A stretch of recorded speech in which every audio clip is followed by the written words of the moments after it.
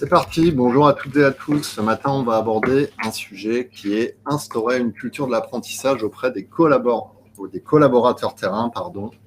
Et pour m'accompagner pendant ces 45 minutes, deux invités, Charlotte et Alexandre.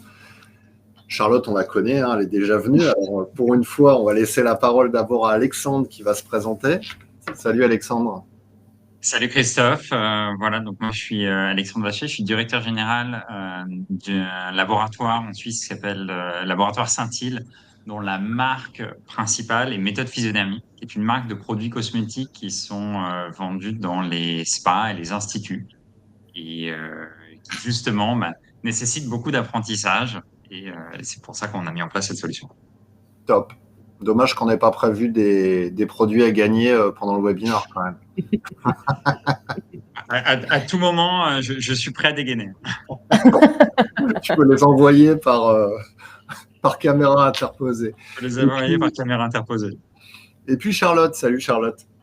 Salut tout le monde, moi c'est Charlotte, donc je suis marketing manager chez Biddies et pour ceux qui ne connaîtraient pas Biddies encore, ça fait plusieurs webinaires qu'on fait avec MyRHline.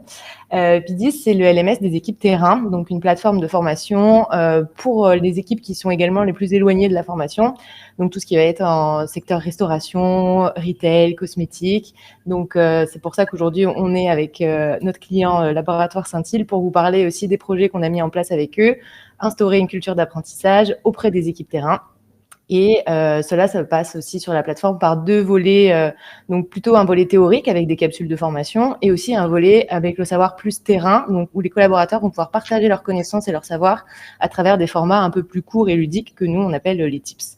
Donc, on va pouvoir discuter de ça aujourd'hui pendant 45 minutes.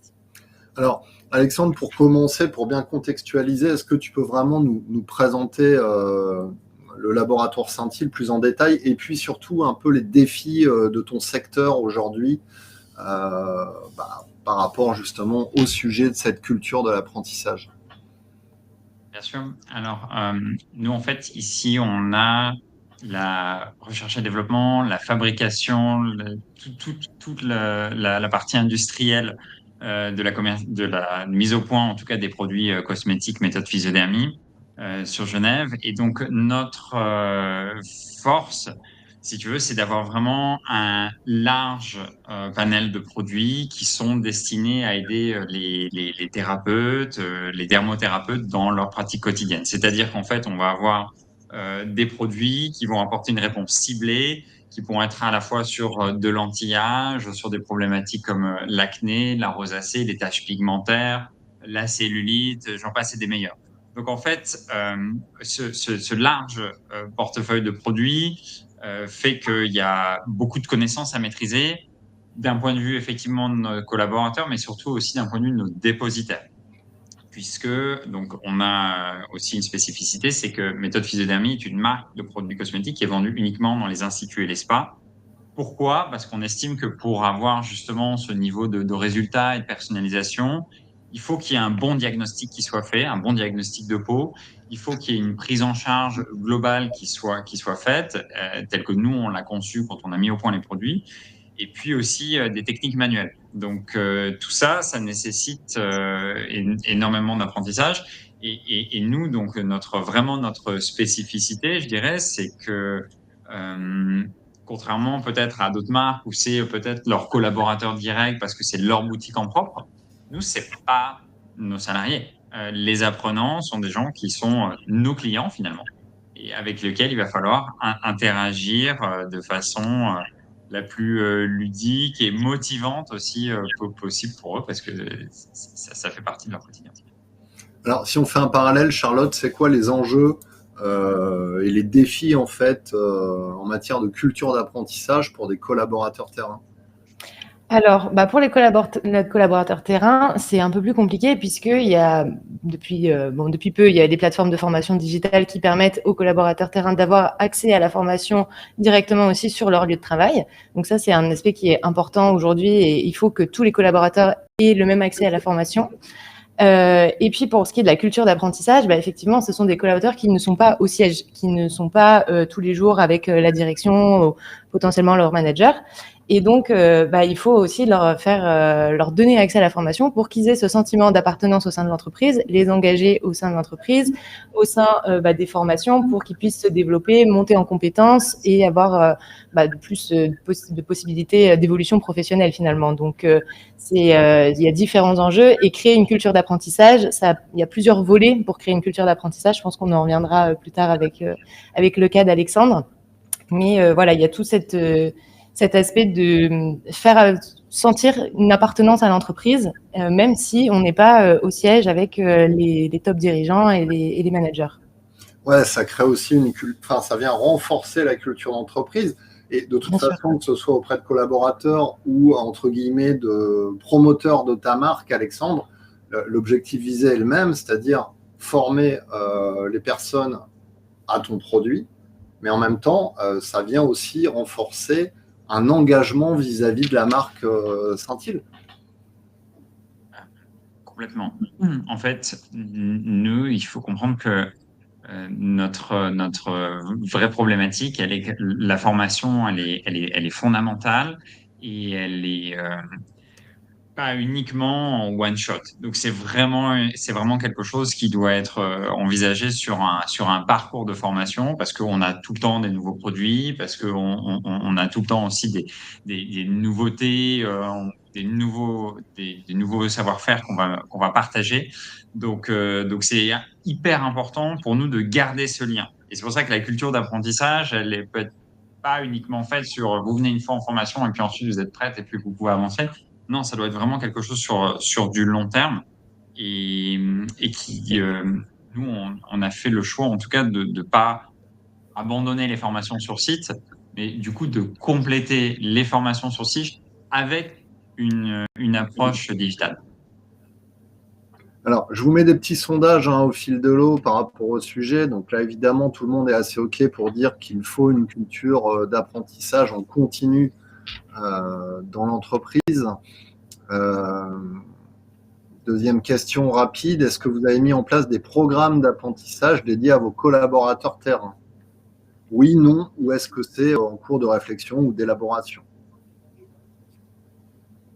Je vous laisse quelques secondes pour répondre et puis on va tout de suite rentrer dans le vif du sujet. Alexandre, est-ce que tu peux nous expliquer la genèse, d'où tu partais, où est-ce que tu es arrivé, quelles ont été les étapes du projet, comment tu t'es équipé, pourquoi, d'où t'est venue l'idée, un peu savoir quelle a été au départ ta réflexion autour de ce sujet de l'apprentissage. Alors, il faut savoir que nous, donc, la population de nos apprenants sont, comme j'ai dit au départ, les dépositaires de la marque. Donc, les thérapeutes, les esthéticiennes qui ont fait le choix de travailler avec Physiodermie. À ce moment, jusqu'à la mise en place de l'application Physiodermie Academy, on avait uniquement des formations sur site, c'est-à-dire que soit on se déplaçait, soit la formatrice se déplaçait, soit les clientes se déplaçaient et puis venaient, faisaient la formation sur site sur normalement c'est 2 ou 3 jours et ensuite repartaient. Et là, il y avait plus du tout de lien. Donc ce qui vraiment nous a fait prendre conscience qu'il y avait besoin d'un relais supplémentaire, c'est que nos clients nous ont dit, mais alors j'ai une apprentie, j'ai une nouvelle salariée, ou alors elle vient de partir, j'ai du nouveau personnel qu'il faut former. Comment est-ce qu'on peut faire? Il faut tout de suite mettre en place la formation parce qu'on a tout de suite besoin que la personne soit opérationnelle et connaisse les produits. Et nous, en fait, à ce moment-là, on s'est retrouvé dans une situation extrêmement délicate en disant, oh là là, mais on peut pas avoir autant de formateurs ou de formatrices que de clients. Donc, à partir de là, on s'est vraiment renseigné sur les options qui se présentaient et le lancement d'une application comme Physiodermie Academy est devenu un peu une évidence en disant il faut pas d'un système qui soit beaucoup trop scolaire parce que ça s'y prêtera pas. Hein. Encore une fois, nous, on peut pas forcer les gens à utiliser notre produit. On peut pas leur dire vous devez dédier 1 heure par jour pour faire de la formation sur nos produits. Donc, il fallait quelque chose qui soit extrêmement ludique et qui soit adapté à notre cible. C'est-à-dire, c'est des gens qui travaillent. C'est des gens qui sont autonomes, qui ont leur propre métier, qui ont peu de temps. Parce que quand on est responsable d'institut, on doit s'occuper à la fois de son personnel, de sa comptabilité, de ses ventes et puis aussi de ses clients, évidemment. Donc, la formation, c'est peut-être un petit peu ce qui reste à la fin quand on a un trou de 10-15 minutes dans la semaine. Donc, il a fallu essayer de vraiment trouver quelque chose qui soit adapté. Et c'est pour ça que à ce moment-là, on a vraiment regardé toutes les options qui se présentaient et c'était donc en 2023, on a commencé à partir de début 2023 la création du contenu qui soit adapté. Et on a voulu justement quelque chose qui ne remplaçait pas la formation présentielle parce que la formation présentielle, selon nous, elle reste indispensable. En revanche, quelque chose qui puisse préparer, c'est-à-dire avant la formation présentielle, une mise à niveau. Comme ça, on est sûr que la formation présentielle, elle est vraiment efficace. Et puis, le suivi. On avait beaucoup de gens qui venaient pendant la formation, qui prenaient des vidéos, qui prenaient des photos, qui passaient beaucoup de temps à prendre des notes. Là, on leur dit, mais vous inquiétez pas, tout est sur Physiodynamic Academy. Donc, à ce moment-là, il sera toujours temps de revenir dessus et de peaufiner ou de revoir ce que vous avez vu en formation, notamment pour ce qui est des vidéos. Alexandre, Donc, on a essayé justement de mettre en place cette culture d'apprentissage avant et après. Comment tu arrives à Biddies, en fait? C'est ça la question, parce que des solutions sur le marché en formation, en LMS, il y en a des dizaines. Comment tu arrives sur cette solution? Pourquoi celle-ci en particulier? J'imagine que pour nous, c'était la meilleure solution. C'était la meilleure solution en termes de déjà, la première chose, c'est qu'on est une marque d'esthétique et leur application, leur LMS est hyper, il est beau, il est intuitif, mais il donne envie d'y passer du temps. On voit que ça a été préparé par des gens qui ont un sens du goût, de l'esthétisme. Donc déjà, rien que ça pesait énormément dans la balance pour nous.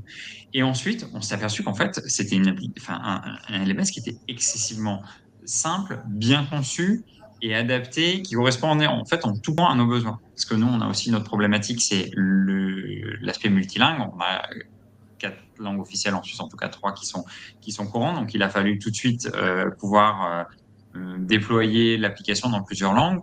Et Biddies offrait directement cette solution-là. Donc, pour nous, finalement, c'était une évidence. Tu adresses quel pays?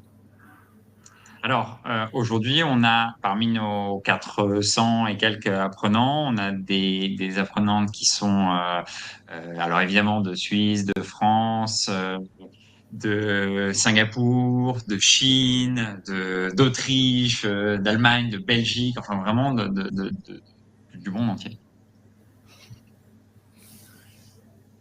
Est-ce que parmi les participants, là, ce matin, il y a beaucoup de boîtes qui sont dans le retail, pour notre information, qui ont cette problématique justement de collaborateurs terrain? Si vous pouvez nous le dire dans le chat, et puis nous dire si vous envisagez ce type de solution justement, à la fois pour augmenter la portée de votre culture d'entreprise ou même en faire un relais finalement. Et comment vous utilisez ou penseriez utiliser ce type d'outil. Je vous laisse répondre dans le chat.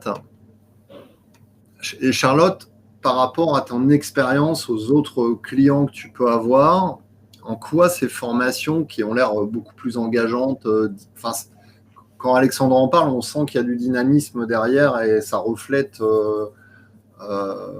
j'allais dire presque ce qu'on va retrouver dans l'application, quoi. Ça a l'air ludique, sympa, presque sexy quand on écoute Alexandre. Mais du coup, en quoi c'est réellement un levier d'efficacité pour les équipes terrain? Alors, nous, on constate avec beaucoup de nos clients qui ont aussi pris le pari, comme Alexandre et le laboratoire Saint-Hild, d'avoir l'application, enfin le LMS, pour compléter des formations en présentiel. Donc, il y a cet aspect d'aller plus loin, d'avoir un outil qui sert aussi d'ancrage mémoriel, de pouvoir se dire, OK, j'ai suivi une formation, j'ai fait une après-midi de formation avec un formateur, mais est-ce que j'ai vraiment tout retenu? Donc, du coup, je peux aller sur l'application, faire mes contenus, passer des quiz, voir si j'ai vraiment assimilé en fait tout ce qui m'a été transmis pendant cette demi-journée de formation. Et en fait, ce qui est le retour qu'on a aussi de la majorité de nos clients et de beaucoup de prospects avec qui on est en process aujourd'hui, c'est que l'application est simple à utiliser pour les apprenants et pour les équipes terrain. En fait, ça représente pas une contrainte pour eux d'aller sur l'application et de se former. Et au contraire, pour beaucoup de clients dans le secteur retail, donc avec des vendeurs en magasin, chaque temps libre, en fait, où il y a un peu un temps creux dans le magasin où pas trop de clients s'occuper, etc., prennent le temps en fait d'aller faire ces formations. Et il y a beaucoup de nos clients qui ont mis en place des systèmes de battle entre collaborateurs, entre managers et collaborateurs, des systèmes de points, etc., pour justement se dire, en fait, oui, j'ai besoin de me former, mais c'est aussi du coup ludique, c'est pas une contrainte, c'est pas la barbe, j'ai encore une formation à faire dans 2 jours, ça va me prendre une demi-journée. Non, là, il y a vraiment tout un système de c'est ludique, c'est agréable et c'est surtout facile à utiliser. Ça ne représente pas une contrainte pour les collaborateurs terrain. Donc après, c'est aussi valable pour les collaborateurs qui sont au siège. Mais c'est vrai que nous, on s'adresse particulièrement à cette population-là, puisque on a constaté au fur et à mesure des années que chez Bidis, c'était principalement là cette problématique qui revenait chez nos clients et chez nos prospects. Ouais, on sort un peu du côté un peu boring de la formation descendante, Exactement. du catalogue produit qu'Alexandre, tu as dû connaître, j'imagine, dans d'autres industries. Tiens, t'es vendeur, ou voilà, je te donne le catalogue, débrouille-toi, lis la fiche descriptive. C'est ça, avec des pages entières ou des slides, des diaporamas avec plein de slides. Effectivement, c'est des formats qui sont moins adaptés aux collaborateurs aujourd'hui, puisqu'il y a cette notion de il faut apprendre vite, il faut assimiler vite, il faut être opérationnel sur le terrain. Et en fait, voilà, il faut des formats qui soient plus courts et plus adaptés aussi à leur temps de travail, tout simplement, quoi. Comment tu mets tout ça en musique, Alexandre? Tout à l'heure, tu disais avant, on avait de la formation présentielle. Est-ce que ça a disparu? Est-ce que tu es resté sur un modèle quand même blended? Comment ça se passe aujourd'hui? Alors, on est complètement sur un modèle blended dans le sens où avant la formation, il y a un parcours qui est obligatoire. Donc, un parcours de formation qui va permettre de reprendre les bases qui sont nécessaires à venir en formation ici pour gagner du temps. Et puis ensuite, pour le suivi de la formation sur site, il y a évidemment un maximum de ressources qui est disponible. Et on essaye aussi d'apporter des actualités, on essaye de mettre en place des tips, c'est-à-dire justement des astuces ou des partages de best practices entre clients. Avec nous, une spécificité, c'est que alors le système de points, il est génial et il plaît énormément à nos clients, mais on a voulu aller encore plus loin que ça. Et donc, on a travaillé avec l'équipe de Bidis pour faire quelque chose d'un petit peu sur mesure et apporter une carotte supplémentaire, c'est des produits. Donc, ça permet effectivement à nos meilleurs apprenantes et apprenants de gagner, de repartir avec des produits Physiodermie livrés directement, gratuitement à l'atteinte de certains seuils de points. Donc, c'est sûr que ça a rajouté une motivation supplémentaire. Tu les fais jouer, du coup, c'est quoi? C'est ça les battles? C'est quoi le principe? Comment ça marche, Charlotte, l'organisation de ces battles? Je lance un jeu, tout le monde peut participer, on se parle entre nous ou c'est chacun dans son coin? Non, en fait, c'est en asynchrone. Donc, du coup, les collaborateurs peuvent faire une capsule de formation, par exemple, sur un produit en particulier de la marque Physiodermie, et pouvoir dire, tiens, j'ai envie d'aller challenger ma collègue, voir si elle aussi, elle va faire la capsule et avoir autant de points que moi. Donc, le collaborateur se connecte sur la plateforme, joue la capsule et l'envoie en fait à son collègue. Et ils vont pouvoir en fait le faire tous les deux de leur côté. Et la personne qui a gagné le plus de points, remporte la battle. Mais c'est vrai que c'est un levier supplémentaire pour se dire, en fait, je suis pas tout seul à faire des formations. On est tous dans le même bateau, on a tous les mêmes formations à faire, donc on peut aussi profiter de ça pour se challenger. En tant qu'apprenant, tu vois les résultats des autres ou pas? Oui, tu vois qui a gagné la battle. Mais est-ce qu'en temps réel, tu vois ton classement? Oui, tu vois les classements. Donc, par exemple, tu vois sur l'application, tu as lancé plusieurs défis à plusieurs de tes collègues, et puis tu vois s'ils ont déjà fait la capsule ou s'ils sont ils ont reçu la notification, mais ils l'ont pas encore fait. Et ensuite, ça permet aux managers aussi de mesurer en fait l'impact de la formation, de se dire oui, effectivement, ce système de battle-là permet d'engager mes collaborateurs à se former et puis du coup à partager aussi leurs connaissances. Parce que comme disait Alexandre tout à l'heure, l'utilisation des tips, donc comme ce que je vous disais, c'était le savoir théorique sur le savoir terrain, pardon, donc plutôt pratique. Donc, à la suite d'une formation, en fait, chaque collaborateur peut prendre son ordinateur, son téléphone et transmettre son savoir via un tips, donc soit vidéo, soit écrit, et dire ce que lui, il a retenu de la formation, ce qu'il aimerait ajouter aussi à la formation, s'il a un savoir en plus à transmettre à ses autres collaborateurs. Et tout ça, en fait, anime un fil de communauté. Et en fait, chacun peut voir les nouvelles capsules qui sont sorties, les battles qui sont en cours et également les tips des autres collaborateurs sur certains points plus spécifiques qui viennent compléter les formations.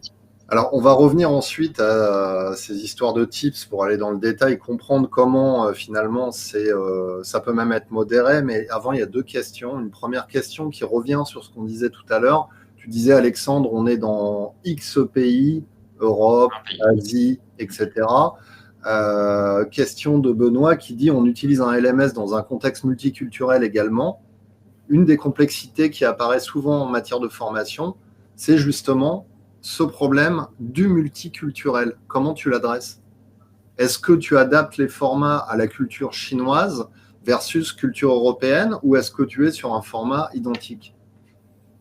En fait, nous, ce qu'on a trouvé extrêmement bien fait dans le LMS BDiz, c'est justement la possibilité d'avoir certaines capsules qui seront disponibles dans certaines langues et d'autres éventuellement pas. Parce qu'on a le cas qui se présente, par exemple, dans certains produits qui n'ont pas été lancés encore sur un pays concerné parce que le distributeur ou la filiale a décidé de ne pas le lancer tout de suite. Et donc, ce serait un peu étrange. Donc, du coup, ça, c'est quelque chose qui nous permet d'avoir vraiment presque de façon étanche des modules vraiment spécifiques pour un territoire, en tout cas pour une langue concernée. Et en plus, aussi avec des groupes.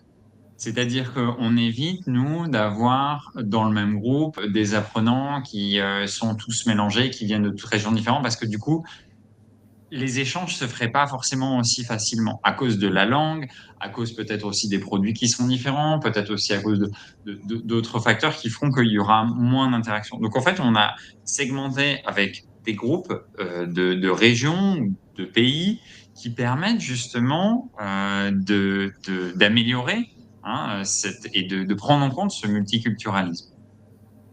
Alors, Charlotte, une autre question. Pour bien comprendre ce qu'est BDiz, là, il y a Tiffany qui se demande, alors finalement, BDiz, c'est quoi? C'est un LMS, c'est un outil auteur, c'est un LXP, c'est un LCMS, tu sais, c'est quoi exactement? Alors, c'est un LMS, mais muni d'un outil auteur. Donc, notre outil auteur, il est hyper simple d'utilisation. Il est aussi agrémenté d'un peu d'IA. Dernièrement, on essaie d'ajouter des touches pour que ce soit encore plus facile de créer du contenu via l'outil auteur. Donc, en fait, BDiz, c'est vraiment hyper complet. Vous avez votre LMS, vous pouvez créer vos formations, les concevoir comme vous voulez avec des formats qui sont hyper variés, des images, des infographies, des vidéos, des podcasts, et même on a d'autres intégrations qui permettent d'avoir des formats un peu plus ludiques et avec des jeux, par exemple des mots croisés, ce genre de choses. Et donc, du coup, créez votre formation, votre module de formation comme vous le souhaitez. Et ensuite, l'administrer, du coup, à vos apprenants ou vos groupes d'apprenants, comme disait Alexandre, de pouvoir choisir, en fait, à quelle population vous allez pouvoir diffuser les formations. Et ensuite, ça va également, c'est ça qui va créer des communautés. En fait, plus vous allez faire des capsules et les proposer à vos communautés, les inciter à aussi partager leurs connaissances avec les tips. Et du coup, vous allez avoir plusieurs communautés. Donc, vous pouvez faire par région, par magasin, par secteur et favoriser les échanges entre eux. Mais oui, BDiz, il y a aussi la partie outil auteur et qui est hyper importante. Et depuis le départ, on a cet outil auteur. Donc, on l'améliore de plus en plus. Alexandre, chez toi, est-ce que tu as une équipe en charge justement de créer ces contenus? Qui est en charge de la partie outil auteur, qui développe les formats? C'est fait chez toi en interne ou est-ce que tu as recours à des prestataires? Absolument. Donc, nous, tout le contenu a été fait en interne.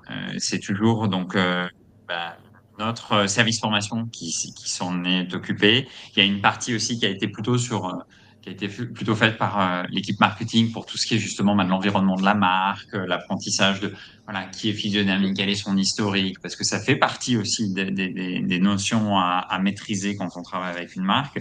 Mais ensuite, c'est vraiment le service formation qui est en contact direct avec les clients et qui a vraiment, on va dire, la vision sur ce qui est important de communiquer grâce à l'application Physiodynamique Academy. Je rajoute juste une chose par rapport à l'outil auteur. Et ça, c'est quelque chose qui nous a fait gagner énormément de temps. C'est que Bidis intègre l'outil DeepL de traduction automatique en natif. Et ça, c'est juste exceptionnel parce que ça nous fait gagner un temps fou. C'est hyper simple. Et du coup, je pense vraiment que ça a contribué aussi beaucoup au choix de Bidis. Et nous, en fait, qu'on puisse lancer en si peu de temps une application en 4 langues. C'est-à-dire en si peu de temps, combien de temps ça a pris justement? Écoute, on a commencé à travailler avec Bidis, c'était en tout début d'année 2023. L'application, on l'a lancée officiellement à la rentrée 2023, donc fin août 2023. Et à ce moment-là, elle était déjà disponible en français et en anglais. Aujourd'hui, elle est disponible donc français, anglais, allemand et en chinois également. Donc, on a vraiment, je pense, été extrêmement vite, sachant qu'il y a, je crois, quelque chose comme 80 capsules différentes. On a en nombre d'heures, c'est plus de 750 heures de contenu. Donc, c'est vrai que c'est impressionnant. Et pour autant, c'est hyper digeste. Alors, juste un petit récap sur le wording depuis tout à l'heure, parce que je pense que sur les personnes qui sont là, on a parlé de tips. Là, tu viens de parler de capsules. C'est quoi une capsule, Charlotte? Capsule, c'est un module de formation. Donc, ça va être une capsule est composée de plusieurs fiches et de plusieurs notions. On voyait ça un peu comme un chapitre, un livre et un chapitre, et fait par chapitre. En fait, la capsule, c'est le livre. Ensuite, vous allez avoir les différentes notions, donc les chapitres, et dans ces notions-là, différentes fiches pour voilà, avoir un format infographie, un format vidéo, varier les formats. Et voilà, donc la capsule, c'est vraiment l'outil de formation, c'est le savoir théorique. Et le tips, ça va être soit sous format vidéo, soit sous format texte. Le collaborateur qui prend la parole finalement, qui de son application ou de son ordinateur va venir faire un petit post, comme un post sur les réseaux sociaux finalement si c'est en format écrit, et si c'est en format vidéo, se filmer lui-même ou filmer une bonne pratique, un geste métier, pour partager sur le fil de la communauté, sur l'application pour tous les collaborateurs. Alors justement, Audrey nous dit comment sont modérés les tips communiqués par les participants. Autrement dit, comment la posture est maîtrisée par rapport à l'enjeu de l'entreprise. Alors ça, c'était un point qu'on a pas mal travaillé au lancement des tips et même encore maintenant. Il y a la possibilité sur le back-office de notre LMS, donc sur la partie, tout ce qui est partie administrateur, donc les équipes formation, les managers qui vont choisir les différentes options pour les formations, de pouvoir modérer en fait les tips et de pouvoir les approuver avant publication. Et après, c'est tout aussi l'enjeu d'avoir soit une personne qui est dans le service formation qui est dédiée à l'animation de la communauté, donc qui va pouvoir demander aux apprenants, par exemple, de se filmer, de faire un geste métier, de pouvoir compléter les formations, ou alors d'avoir des ambassadeurs au sein des équipes, des communautés qui sont qui sont promoteurs de la formation, qui, par exemple, c'est vos top apprenants, qui ont fait toutes les formations, qui sont hyper engagés auprès de la plateforme et des formations, et de pouvoir les inciter à aller un peu plus loin et à être moteurs de cette communauté-là. Donc, il y a des choses qui sont faites pour justement modérer les tips et les inciter aussi, parce que c'est pas forcément facile toujours aux collaborateurs de leur dire filmez-vous, montrez un geste métier. Et voilà, donc c'est aussi en prenant une posture d'ambassadeur, de montrer l'exemple que les collaborateurs le font de plus en plus par la suite, quoi. Alexandre, sur ce point?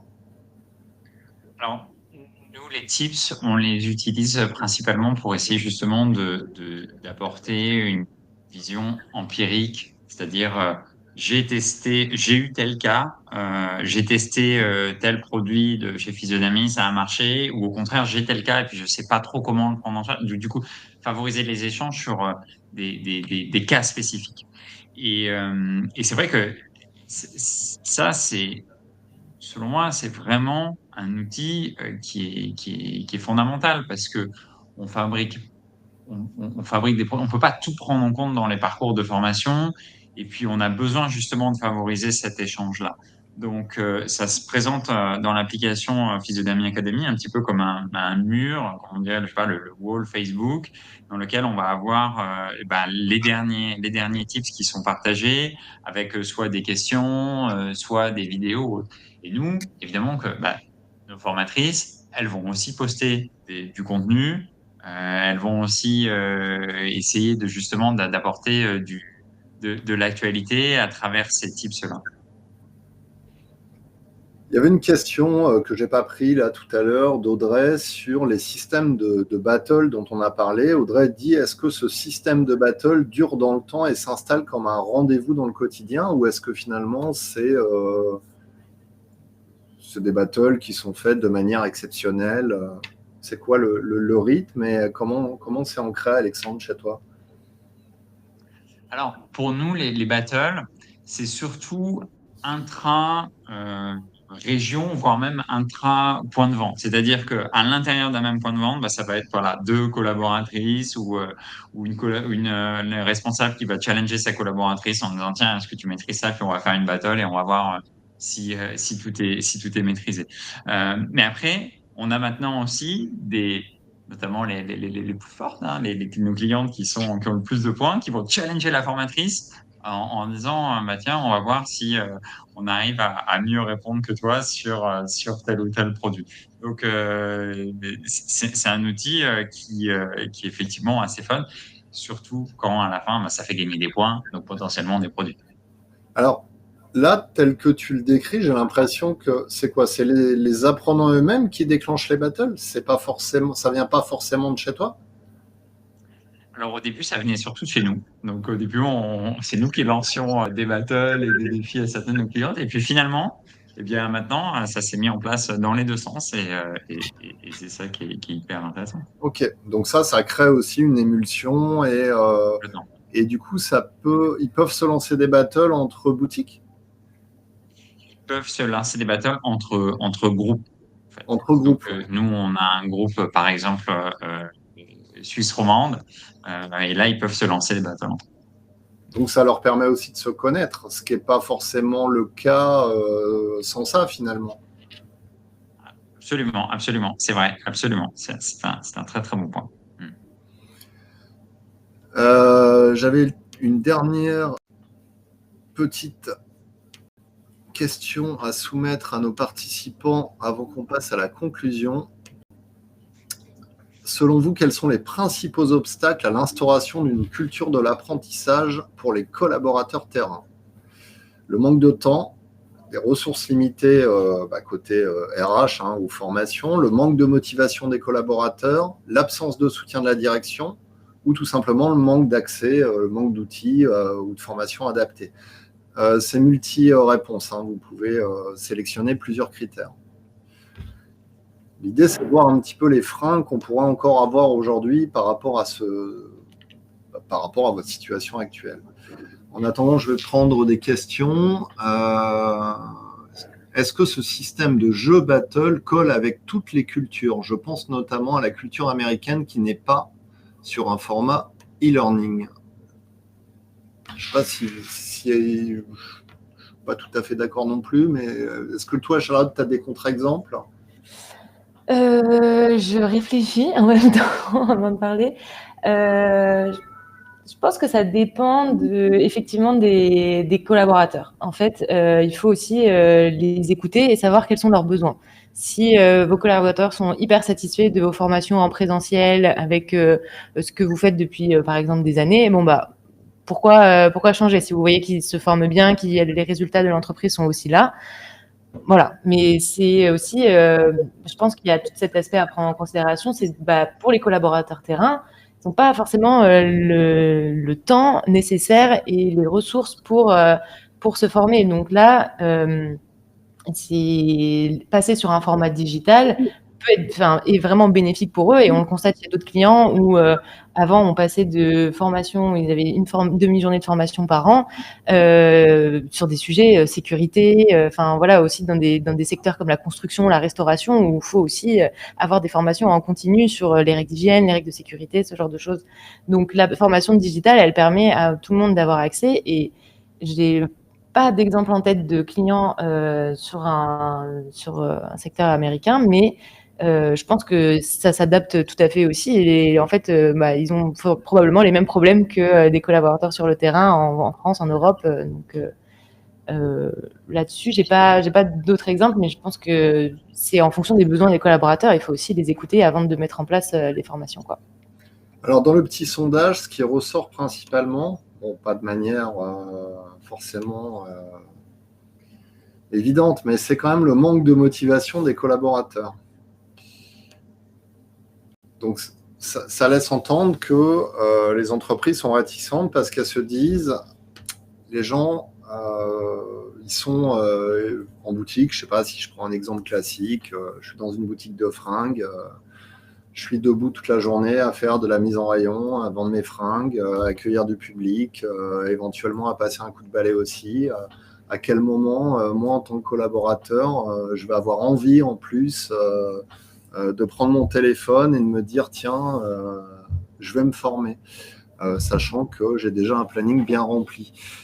Donc ça, c'est l'objection, on va dire, principale.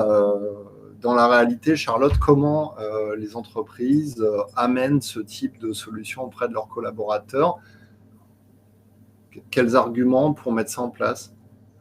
Eh ben, c'est la problématique principale de nos clients et de nos prospects, c'est l'engagement des collaborateurs auprès de la formation et aussi parfois auprès de l'entreprise. Beaucoup de turnover dans ce genre de secteur, on le sait. Et nous, en fait, nos clients sont toujours accompagnés de notre équipe projet qui va du coup travailler avec eux en amont sur le lancement de l'application et aussi travailler sur un lancement qui peut avoir un fort impact, pas seulement envoyer un message sur un groupe corporate ou même pour des collaborateurs terrain en disant voici votre nouvelle plateforme de formation, veuillez vous connecter, etc. On essaie de vraiment avoir un impact au moment du lancement de la formation. Et après, ce qui va engager les collaborateurs, c'est de leur montrer que la solution, elle est simple d'utilisation et elle est là pour leur faciliter la vie, en fait. Elle est pas, la formation ne doit plus être vue comme une contrainte. Ça doit être là pour leur faciliter la vie et leur faire prendre conscience que c'est en se formant un petit peu tous les jours, un petit peu chaque semaine, que ça va aussi les faire monter en compétences et du coup les faire possiblement avoir des évolutions de poste au sein de l'entreprise. Et c'est ça qui va les engager par la suite. Mais effectivement, au moment des lancements, il faut que l'équipe formation puisse avoir les ressources aussi nécessaires. Et parfois, c'est pas le cas. Il y a des très petites équipes formation qui n'ont pas forcément de ressources pour créer beaucoup de contenu. Et dans ces cas-là, en fait, sur notre outil auteur, on a la possibilité d'avoir plusieurs collaborateurs qui créent le contenu. Donc, ça ne veut pas forcément être l'équipe formation, l'équipe RH. Ça peut également être l'équipe marketing qui vient raconter l'histoire de la boîte. Comment est-ce qu'on en est arrivé là avec tel positionnement, tel produit, machin. Et du coup, en fait, la formation, elle est co-construite par plusieurs services. Et c'est ce qui fait que la formation est de qualité aussi et pas seulement, là, on m'explique ce que c'est l'entreprise, mais voilà, je vois pas trop où ils veulent en venir. Là, j'ai vraiment une formation qui est complète et co-créée par tout le monde. Et j'en parlais aussi tout à l'heure, identifier en fait des ambassadeurs, donc soit de l'équipe formation, soit d'autres équipes, soit des collaborateurs en eux-mêmes qui peuvent être force de proposition, animer un peu la plateforme. Et en fait, c'est comme pour tout, comme pour les réseaux sociaux ou comme dans la vie.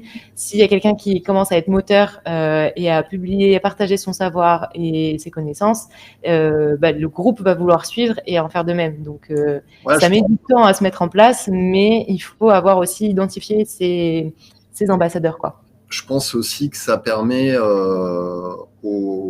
aux vendeurs, on va dire basiquement, aux vendeurs en général, d'avoir un accès à l'info, mais aussi de se mettre en avant dans des entreprises où, par exemple, allez, je vais citer une marque, je sais pas, Etam, par exemple.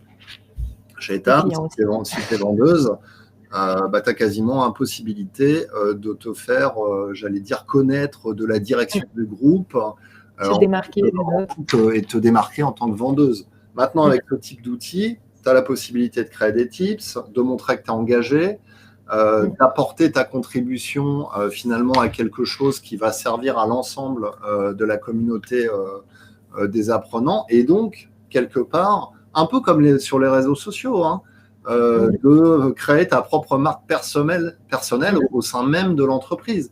Donc, de te mettre en avant.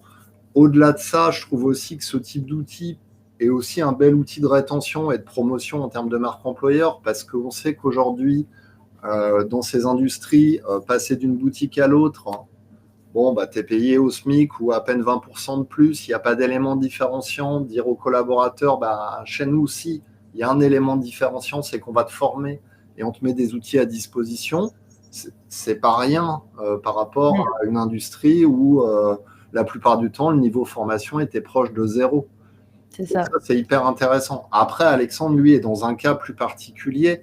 Je mettais l'accent là-dessus parce que c'est sûr que dire on offre des produits sur les battles, bah oui, forcément. Moi-même, j'ai envie de jouer, tu vois. Mais j'imagine que chez Etam, ils offrent pas des sets de lingerie à leurs vendeuses lors des battles. On n'est pas dans le même délire. Donc, je pense qu'il y a aussi d'autres attraits. Comment toi, tu as fait la promotion, Alexandre? Tu n'as pas simplement dit on va offrir des produits. J'imagine qu'il y a un autre attrait.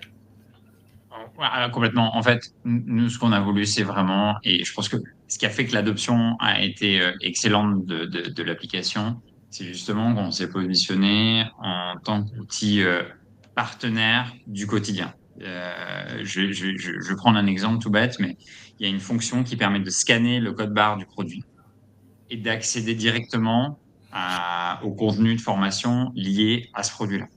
Donc, typiquement, on se met dans un cas précis où finalement, bah là, on a reçu tel produit, on a eu la formation il y a assez longtemps, on avait vu, mais on se rappelle plus, ou tac, je prends le téléphone, je scanne le code barre, boum, tout de suite, je retrouve ça. Rien que ça, c'est des petites choses, mais qui font gagner un temps considérable aux apprenants et qui voient vraiment l'application comme une valeur ajoutée et pas simplement comme un truc un peu scolaire auquel il va falloir, voilà, on va se mettre et puis il va falloir s'asseoir pendant 1 heure et puis faire cliquer, écouter la vidéo, aller jusqu'au bout de la vidéo parce que sinon on n'a pas les points, tout ça. Et donc, c'est sûr qu'ensuite, après, évidemment, s'il y a des bonus, des points, des jeux, des avatars, des trucs comme ça renforce. Mais au départ, on a communiqué, on a fait plusieurs visios, on a présenté l'application à nos clients pour leur dire, mais regardez, en fait, tous les avantages que vous avez. Et en plus de ça, si vous êtes très bon, vous arrivez à gagner des produits. Voilà, je préfère dans ce sens-là. Merci Alexandre. Pour conclure, je vais prendre 2 questions qui sont à peu près équivalentes. Comment suivez-vous et contrôlez-vous la qualité des formations ainsi que la maîtrise des compétences par les collaborateurs? Et comment faites-vous pour assurer un suivi efficace des formations et garantir que les compétences sont bien maîtrisées par les participants? Ce qui revient à peu près au même. Donc, comment tu fais, Alexandre, pour contrôler que ce qui a été délivré est finalement réellement ancré? Alors, les quiz aident énormément. C'est-à-dire que si on arrive à quantifier, peut-être encore plus que ce qu'on fait en formation en présentiel, on arrive vraiment à quantifier si le contenu a été assimilé ou non. Donc ça, je pense que c'est un élément important. Après, au niveau de la qualité, on a aussi beaucoup d'interactions. On a forcément toujours énormément d'interactions avec les clients. Donc, ils nous remontent des informations et on essaie de les faire évoluer. Et ça fait partie justement de cette évolution continue et amélioration continue de l'appli. Donc, mais les quiz, c'est très clairement une excellente façon de se rendre compte si le contenu est maîtrisé ou non. Alors, dans le mode opératoire, quand tu proposes une capsule, par exemple, à un apprenant, j'en sais rien, au mois de janvier, est-ce que tout de suite, en fin de capsule, tu vas lancer un quiz pour vérifier justement cet ancrage, ou est-ce que tu vas plutôt te dire, bah tiens, je vais plutôt décaler le quiz à mars, avril ou juin pour voir ce qui reste de l'apprentissage? Est-ce que tu as des conseils par rapport à ça?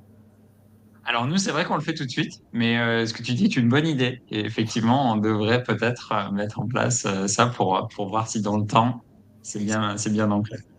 C'est quelque chose de possible, Charlotte? Oui, tout à fait. En fait, on a une fonctionnalité qui existe depuis très longtemps, depuis le début de la plateforme quasiment, qui s'appelle l'option mémorisation. Et en fait, là, ça va prendre que les questions, donc quiz, des capsules qui ont déjà été effectuées dans le passé. Donc, on peut aussi, bon, là, c'est vraiment à l'initiative de l'apprenant, mais on peut envoyer, par exemple, des messages via la plateforme, lancer des notifications pour dire à vos collaborateurs, écoutez, c'est le moment de faire un petit récap, un petit check-up, savoir si vous vous souvenez en fait des formations passées et de lancer cette fonctionnalité-là. Et donc ça, c'est la possibilité de le faire.